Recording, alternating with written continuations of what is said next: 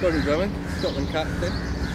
Sort of a change from our usual conditions for interviewing out here. How have you found the tour so far? Yeah, the weather's slightly different from back home, although I've been here and we haven't had some sunny weather recently. There's also a noisy crow in the background, so that we've got to contend with. Usually doing it indoors, don't have those problems. Yeah, no, we've acclimatised well, quickly, which needed to happen. And we've had a good opportunity to play at the venues that we're going to be playing at, which I think is really, really important. They're all slightly different. Everybody's had a good run. You know, they've been out there and shown what they've got to offer. And we've gained a bit of momentum recently in the last couple of games. Obviously, got beaten in the first game, which was a bit disappointing, but the guys hadn't really acclimatised yet. And Sharjah's a lot different to what we're used to. When we played at Abu Dhabi in the GCA, we were slightly more like British conditions, a little bit of grass on the weekend, but Sharjah's got no grass at all. So something we need to get used to, and we experienced it when we played the UAE, and certainly we're a lot more confident about playing those conditions going into the T20s and the ODIs now. Yeah, big T20 tonight against Afghanistan. Speaking to Iain Wardlaw not long ago, he was saying the pitches he's going to have to sort of change his length. And have you got any specific tactics that you're going to be looking at? We've obviously studied them in great detail and know a lot more about them now. They were on unknown quantity 2 or 3 years ago, and I think we struggled with that. The pitch is slightly different, and you've got to vary your lengths and think about what you're bowling. Slow balls obviously come into it a lot more. We're going to need to see what the conditions are like in terms of dew. It's a night game. First time many of the guys have actually played a night game, although we played a day-night in the warm-up, so that was a good experience. What the lights are like. Although the lights at the Sharjah Stadium are very, very good, very high, which helps. But we don't know how much dew there's going to be. It just depends on what happens this afternoon, where there's a lot of wind. So we'll need to deal with that when we get there. But you know, this is new experiences for the guys. Basically, I know it's a bit of a cliche, if you can execute your skills and execute the plans that we set in place, I think we'll stand ourselves in good stead. We know they're a good side. You know, Afghanistan have done really well over the last few years. We know they're a good side, we know they come hard, you know, they play with a lot of passion, with a lot of fire, and we've got to match that. And the guys are really confident now. You know, we've had 2 good wins the last few days, as I said, and they're really confident going into this game. And it's quite important that we continue that momentum going into the ODIs. Iain Wardlaw, welcome to CSTV.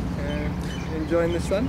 Yeah, lovely, brilliant out here to feel the warmth, much better than back home where it's snowing and whatever else when we left, so it's good. Alright, here for the T20s this evening against Afghanistan. You looking forward to this? Yeah, very much so. We've worked hard the last couple of weeks, or the last week we've been here.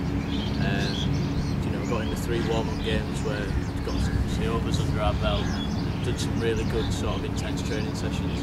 You know, prepared well, and I think everyone including ourselves, feeling good, and just looking forward to having that competitive edge and having a game tonight. It'll be good.